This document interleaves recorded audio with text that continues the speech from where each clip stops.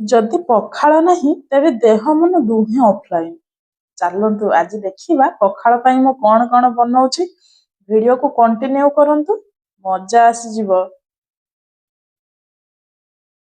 ପଖାଳ ମାନେ କେବଳ ଭାତ ନୁହେଁ, ପଖାଳ ମାନେ ଓଡ଼ିଆର ପ୍ରାଣ। ଗରମ ଦିନରେ ଗୋଟେ ବେଲା ପଖାଳ, ସବୁ ଟେନସନ ଦୂର।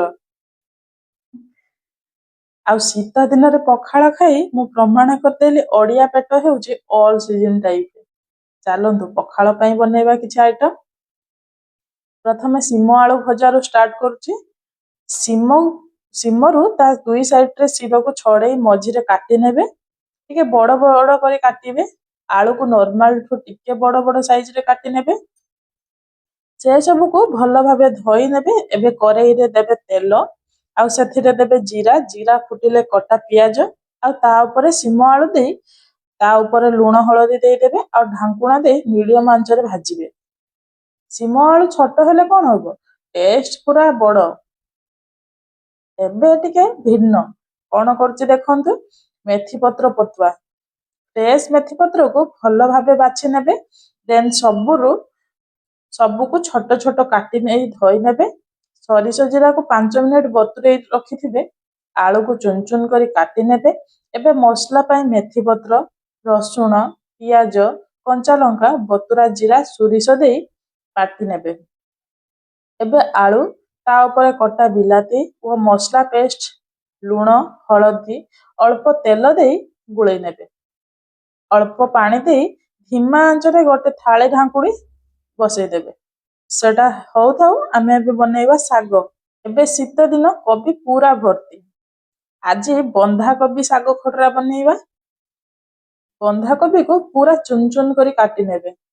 କାଟିଲା ବେଳେ ହାତକୁ ସମ୍ଭାଳିକି କାଟିବେ, କାଟିଲେ ମୋର ଦୋଷ ନାହିଁ। ତାକୁ ଭଲସେ ଧୋଇ ଅନଲି ଲୁଣ ଦେଇ ସିଝେଇ ନେବେ। ସିଝିଗଲେ ରସୁଣ ଲଙ୍କା ଛେଚା ଦେଇ ଶାଗ ଖଡରା ବନେଇଲେ ସେ ଯୋଉ ଟେଷ୍ଟ, ୱାଓ।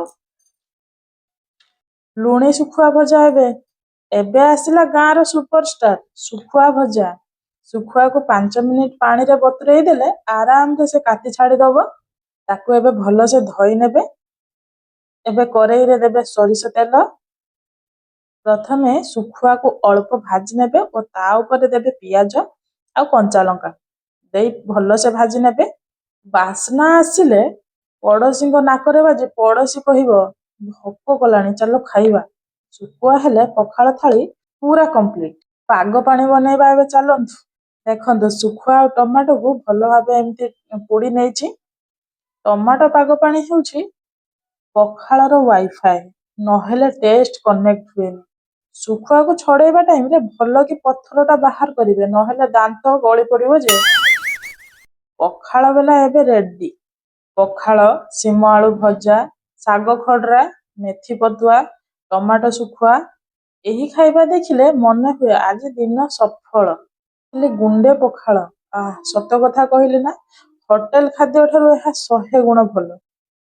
ଗାଁ ଖାଦ୍ୟ ଦେହ ଓ ମନ ଦୁହିଁଙ୍କୁ ଶାନ୍ତି ଦେଇଥାଏ। ଯଦି ଆପଣମାନେ ଏମିତି ଗାଁ ଖାଦ୍ୟ ବ୍ଲଗ ପସନ୍ଦ କରନ୍ତି, ଲାଇକ୍ କରିଦିଅନ୍ତୁ, ସେୟାର କରିଦିଅନ୍ତୁ, ସବସ୍କ୍ରାଇବ କରିଦିଅନ୍ତୁ। ପୁଣି ଦେଖାହବ ଆଉ ଗୋଟେ ଓଡ଼ିଆ ଗାଁ ରେସିପି ସହିତ। ସେତେ ଯାଏଁ ରହିଲି।